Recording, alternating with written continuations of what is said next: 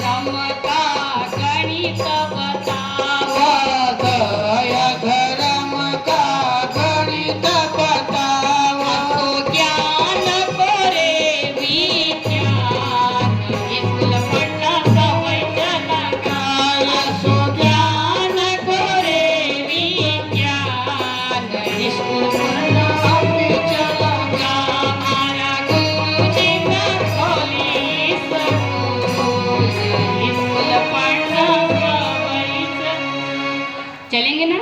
अपने बच्चे से बात कर ली? चलो अब आगे आ बैठे बेटा, आगे चलें। देखो क्या होता है, यज्ञ किसको कहते हैं कि जो कुछ भी डालो यज्ञ में खाते हैं अग्निदेव, और एक एक के बदले 100 दिलाते हैं अग्निदेव। जो कुछ भी डालते हैं उसका कहीं गुना होकर हमें वापस मिलता है, इसका नाम यज्ञ है। कई प्रकार के यज्ञ होते हैं। अब हम आपसे कहेंगे बेटा श्रीमद् भागवत गीता पढ़िएगा, उसमें भगवान योगेश्वर ने कहा है कि कितने प्रकार के यज्ञ हैं, कितने यज्ञ होते हैं। सब बातें आपको है ना गर्भ में ही बच्चे को पढ़ा देना चाहिए। गर्भ के बाहर तो वो कितना सीखता है, मात्र 10%। 90% बच्चा गर्भ में सीख जाता है। 90 साल तक जो व्यक्ति इस संसार में नहीं सीखता, वो चाहे तो मां 9 महीने में गर्भ में बच्चे को सिखा सकती है। तो आप अपने बच्चे को क्या बनाओगी बेटा, मानव नहीं महामानव, और महामानव से वो देव मानव बने। तो यज्ञ कई प्रकार के होते हैं, वैसे 12 यज्ञों का बड़ा महत्वपूर्ण है। तो हम छोटी छोटी बात करके अब हम यज्ञों में नहीं जाएंगे।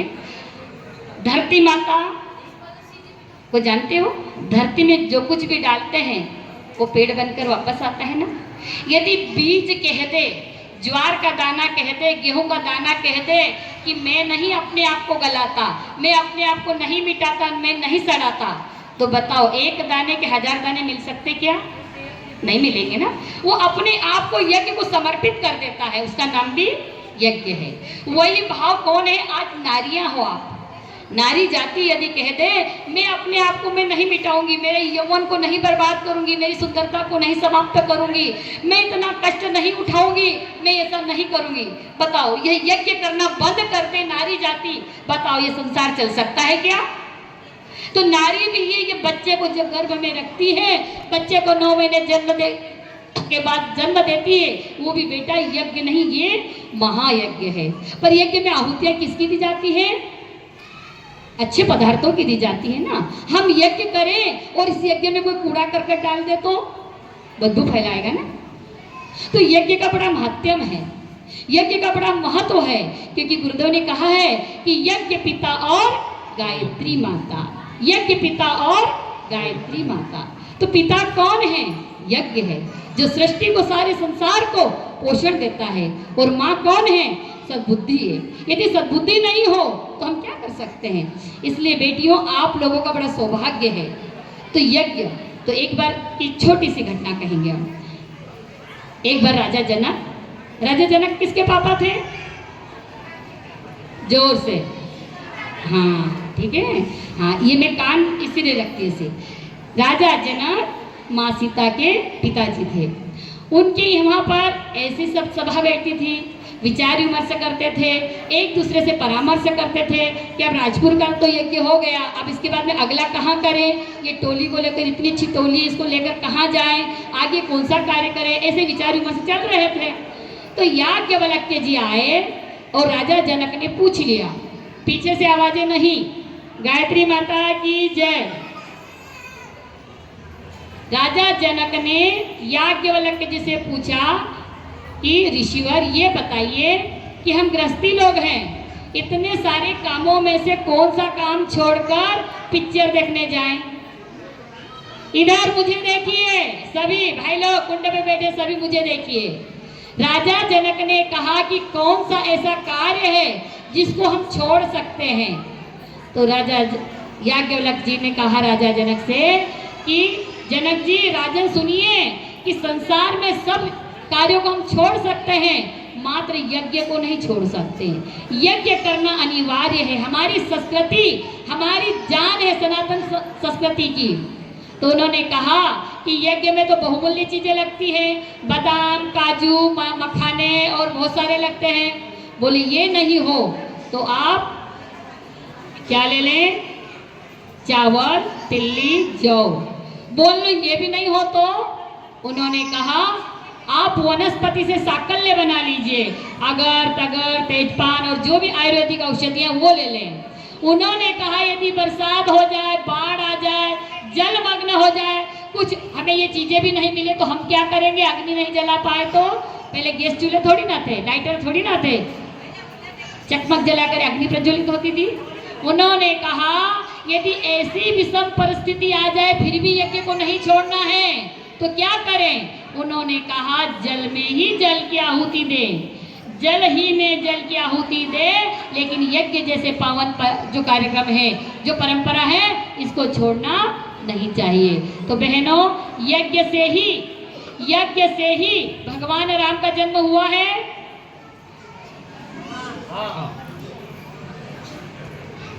किससे जन्म हुआ है?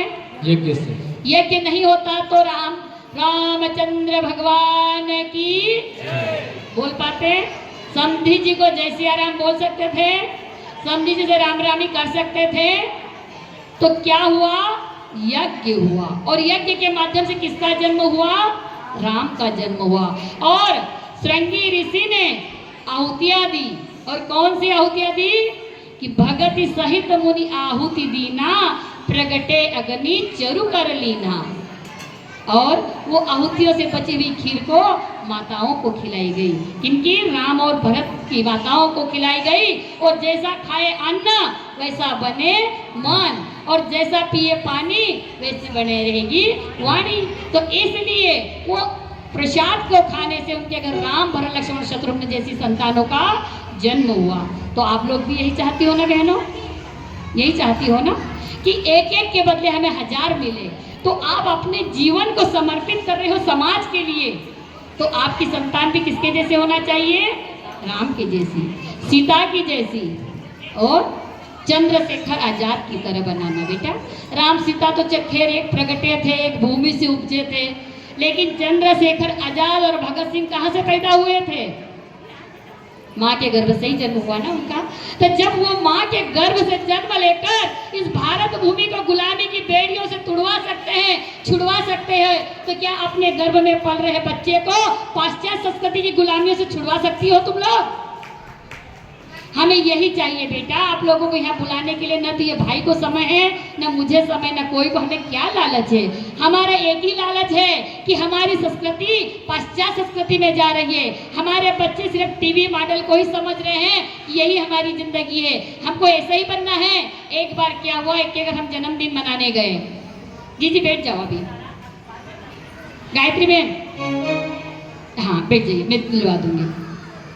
एक बार हम जन्मदिन मनाने गए और उनके माता पिता बड़े भावुक थे। उन्होंने दीप यज्ञ करवाया, पूजन करवाया, सब कुछ करवाया, प्रसाद बंटवाया और बच्चों को नाश्ता दिया, और वो बच्चा रोने लगा। हमने क्यों भाई रो क्यों रहा है? आपको तो सब गिफ्ट भी मिल गए, मेरा बर्थडे तो मनाया नहीं आपने। तो मैंने कहा बेटे ये क्या किया?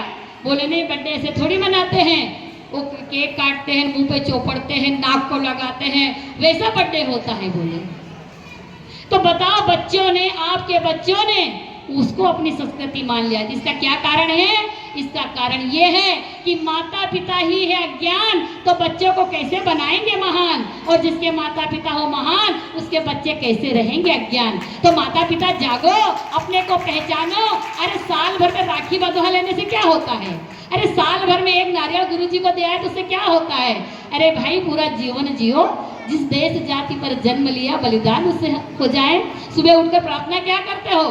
क्यों तुम चाय बनाए कि नहीं, नाश्ता बनाए कि नहीं? अरे नहीं भैया, नहीं बहन, उठकर क्या प्रार्थना करना कि वह शक्ति हमें दो, दया निधे, कर्तव्य मार्ग पर डट जाए। बोलो, वह शक्ति हमें दो,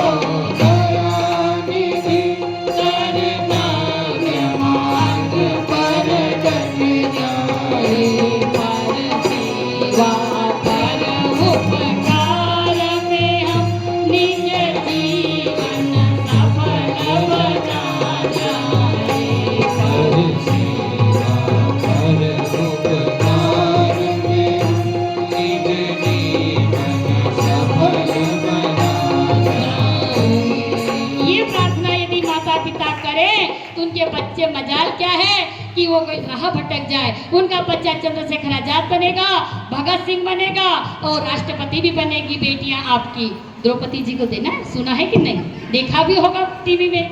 जब एक बेटी इतनी मुसीबत उठाकर देश की राष्ट्रपति बन सकती है तो आपकी बेटियां क्यों नहीं बन सकती? आपकी बेटियां लक्ष्मी की, झांसी की रानी क्यों नहीं बन सकती? पर हम हमारे बच्चों को अब कहाँ मांगते हैं, कहाँ दिलाते हैं? क्योंकि उन्हें गर्भ से ही ये बातें नहीं सिखाई जाती, बाहर नहीं सिखाया जाता। तो बहनों, इसलिए हम आप लोगों के बीच में आए हैं कि ऐसे हर साल कार्यक्रम आपके यहाँ होना चाहिए, ऐसे कार्यक्रम हर साल होना चाहिए। और यदि नहीं होते हैं तो कहीं ना कहीं हमारा गांव संस्कृति से पिछड़ता हुआ चला जाएगा। वैसे आपके यहाँ की महिला मंडल को बहुत बहुत धन्यवाद। जैसे नाम वैसा काम है, जैसा राजपुर है, राजा ने राजा का पुर है और वास्तव में यहाँ के लोग सभी राजा हैं, अपने आप में मस्ती में बहुत सुंदर कार्य करते हैं। और हर तीसरे महीने पुंस संस्कार होने चाहिए। जो बहनें गर्भवती रहती है उनको भी गर्भ का पूजन करवाना चाहिए। नामकरण जैसे संस्कार अभी सब ऐसा बतलाएंगे, लेकिन बहनों, मेरा कहने का उद्देश्य यही है कि आप जो भी करते हैं उसका प्रभाव आपके गर्भ में पल रहे बच्चे के ऊपर होता है। तो ठीक है, तो चलो आप बताओ किनके किनके पिताजी साथ में, बच्चे के होने वाले पिताजी साथ में आए, जरा हाथ ऊंचा करें। भैया हमारा हाथ ऊंचे कर दे। हाँ ठीक है, चलो अब मैं आप लोगों से पूछ रही हूँ कि बहनों बताएंगे, आप माँ बनोगे कि जननी बनोगे? माँ बनना है। क्या बनना है? माँ। जननी किसे कहते हैं? जो जन्म दे उसका नाम जननी, और जो संस्कार दे उसका नाम माँ। तो आपको क्या बनना है? गाय भी बच्चे को जन्म देती है, वो संस्कार देती है, क्योंकि गुआड़ में को चारों मत खाजे, थारोज खाजे, देती क्या? गाय भी बछड़े को जन्म देती है, कुतिया भी जन्म देती है, बिल्ली भी देती है, चूहिया भी देती है, मक्खी भी देता है, मच्छर सब जन्म देते हैं। जन्म देना कौन सी बड़ी बात है? जन्म देना कौन सी बड़ी बात है? कोई बात नहीं। नर और मादा का मिलन होता है, एक सृष्टि का संचार होता है, कौन सी बड़ी बात है? लेकिन माँ बनना सबसे बड़ी बात होती है। तब आपको क्या बनना है? माँ। और आपको क्या बनना है? पिता। आपको क्या बनना है? पिता। पापा नहीं बनना है। गीता जी का दूसरा अध्याय खोलना, उसमें भगवान योगेश्वर कृष्ण को कहते हैं, हे पार्थ सुन, पापा। उसमें आहा की मात्रा भी नहीं लगी है, पापा स्पष्ट है, नहीं तो जाकर दूसरा अध्याय पढ़ना। पापा का मतलब तो वहां पर बताया गया है पाप रूपी। तो हम पापा बनेंगे क्या? डेड बनेंगे। डेड बॉडी को कहाँ ले जाते हैं? डेड बनेंगे क्या? नहीं। क्यों हम अपनी संस्कृति छोड़ें? ये कब होना चाहिए? बातें आपको कॉलेज में सिखाई जाना चाहिए। आज युवा बेटियों को सुनना चाहिए। फसल बोते हैं उसके पहले हल चलाते हैं ना, बखरनी करते हैं कि नहीं, ट्रैक्टर को बुलाकर, कि सीधे जाकर पानी और बो देते हैं। जब हलाई बखराई नहीं होगी तो फसल कैसी पैदा होगी? जवान बेटे और बेटियों को लाओ हमारी संस्कार शालाओं में, गायत्री परिवार के कार्यक्रमों में, नारी जागरण के कार्यक्रम देखो, कैसी मानव जाति की फसल लहर आएगी, देखते रह जाओगे। पर जब जागो तब सवेरा है, जब जागो तब सवेरा है। हम आज से शुरुआत करते हैं। इसलिए बेटियों क्या बनना? माँ बनना। माँ बनोगी ना तो बच्चे को गर्भ से ही बातें सिखाना, विक्रम के साथ में भाई सब बताएंगे, हम भी बताएंगे। फिर उसके बाद में बच्चे को भोजन कराना, जैसा खिलाओगे अन्न वैसा बनेगा उसका मन। यदि आपने बचपन से ही कुरकुरे का स्वाद दिला दिया तो जीवन भर खाएगा। बचपन से ही हमने उसे मोबाइल दे दिया, जीवन भर देखेगा। हम जानते हैं कि इस समय विज्ञान का युग चल रहा है, आज व्यक्ति परेशान है, फिर भी सबसे ज़्यादा यदि समय देना है तो अपने बच्चों को देना, अपने बच्चों की दोस्त बनना, अपने बच्चों का फ्रेंड बनकर रहना। यदि माता पिता ही दोस्त बन जाए तो बच्चा बाहर नहीं भटकेगा। बच्चे को खाना सिखाना, बच्चे को खेलना सिखाना। 50 साल तक जो नहीं सीख सकता वो माँ की उंगली पकड़कर 5 साल में सीख जाता है। 5 साल तक बच्चे को अपना अंग समझ कर रखना, और 16 साल का बच्चा हुआ उसका दोस्त बन जाना। और जो बेटियों की माँ सहेली नहीं बन पाती ना, उनकी बेटियां बाहर दोस्ती ढूंढने लग जाती है। आप अपनी बेटियों की माँ बनोगी ना सहेली अपने दोस्तों की। इस प्रकार से बहनों, कहने को तो बहुत बड़ी बात है, लेकिन घड़ी कह रही 11 बज चुकी है और क्रम के आधार पर और आपके पास बातें आएगी, पर जैसा हम देखते हैं वैसा बच्चा सुनता है। छोटी सी बात लेकर मैं आपको इसके संदर्भ में बताकर बात को समाप्त करूंगी। एक बार क्या हुआ, जबलपुर की रिसर्च सेंटर है ना, वहाँ पर